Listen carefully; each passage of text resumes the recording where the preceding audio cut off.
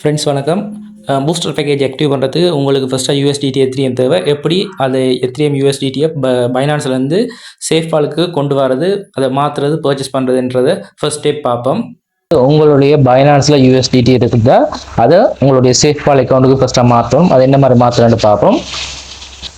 இப்போ பார்த்தீங்கன்னா என்னுடைய பைனான்ஸில் வந்து யூஎஸ்டிடி இருக்குது. இதை என்ன செய்ய போகிறேன், என்னுடைய சேஃபால் அக்கௌண்ட்டுக்கு மாற்ற போகிறேன். $186 $186 பேக்கேஜுக்குரிய பேமெண்ட் வந்து $186 அது வேணும். இதை விட நெட்வொர்க் ஃபீஸ், அதாவது கேஸ் ஃபீஸ் என்று சொல்லுவோம், அதுக்கு வந்து எத்திரியம் தேவை.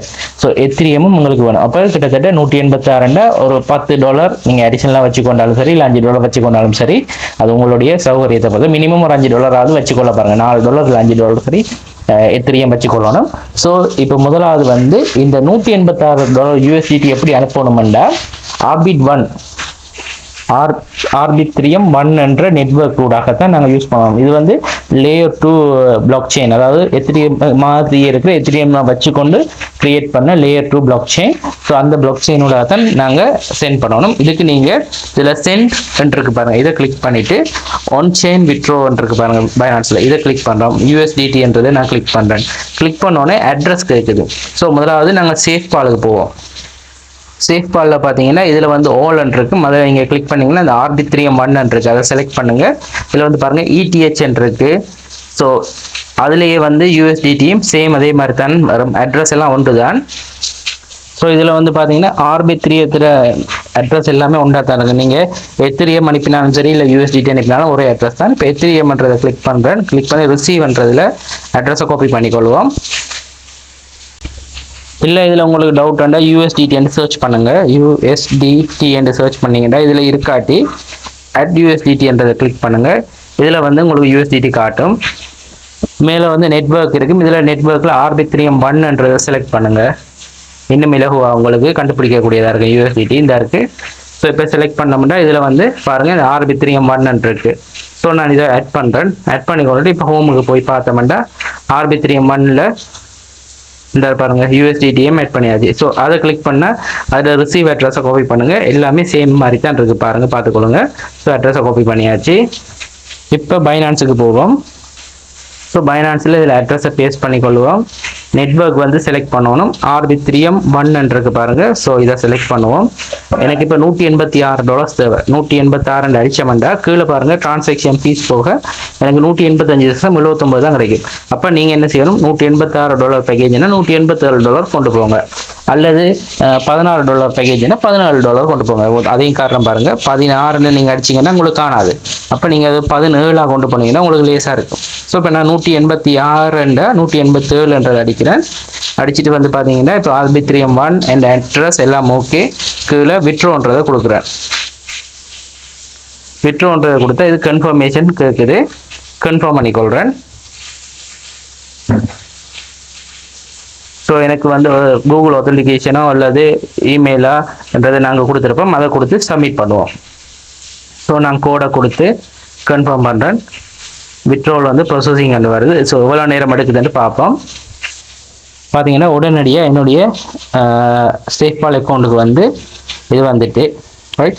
சேஃபாலில் வந்து ஆர்பித்ரியம் இப்போதைக்கு வந்துருக்கு $186. ஸோ இப்போ எனக்கு தேவை எத்திரியம் தேவை.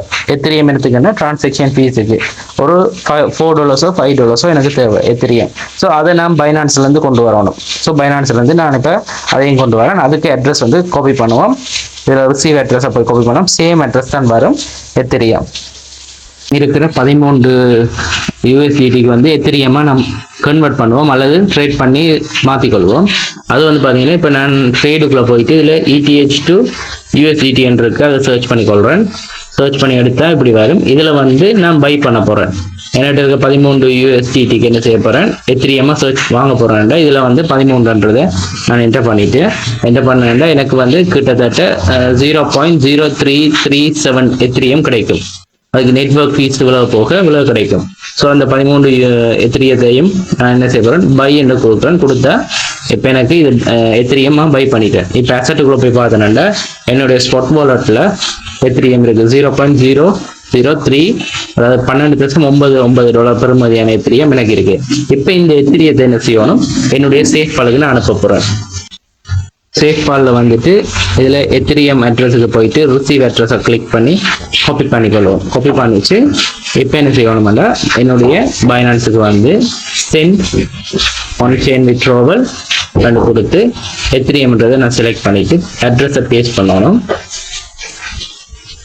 அட்ரஸை பேஸ்ட் பண்ணிவிட்டு நெட்வொர்க் வந்து ஆர்பித்ரியம் 1. ஸோ அதுதான் மினிமம் வந்து ஆர்பித்ரியம் 1 ட்ரான்ஸ்ஃபர் பண்ணுறேன்னா 0.30 தள்ளி 3 இவ்வளோ தான் மினிமம் அமௌண்ட் இருந்தால் தான் இது நாங்கள் ட்ரான்ஸ்ஃபர் பண்ணலாம். ஸோ என்கிட்ட இருக்கிற அவ்வளோத்தையும் நான் சென்ட் பண்ணுறேன்.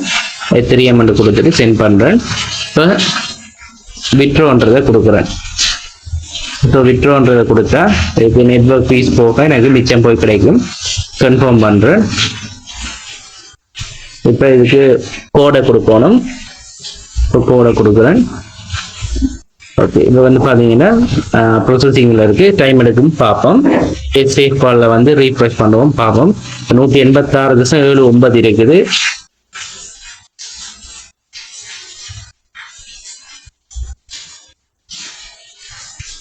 ஓகே, இப்போ சில நிமிஷத்தில் வந்திருக்கு. ஃபர்ஸ்ட் ஸ்டெப் வந்து பார்த்தீங்கன்னா நாங்கள் கம்ப்ளீட் பண்ணியிருக்கோம். யூஎஸ்டிடியும் எத்திரியம் வாங்கியாச்சு. அடுத்த ஸ்டெப் என்ன மாதிரி ரெஜிஸ்டர் பண்ணுறன்றது அடுத்த வீடியோவில் பார்ப்போம். வீடியோ ஃபுல்லாக பார்த்தீங்கன்னா தான் விளங்கும். அடுத்த வீடியோவும் இந்த வீடியோவுக்கு கீழே கொடுத்துருக்கேன்னு பாருங்கள்.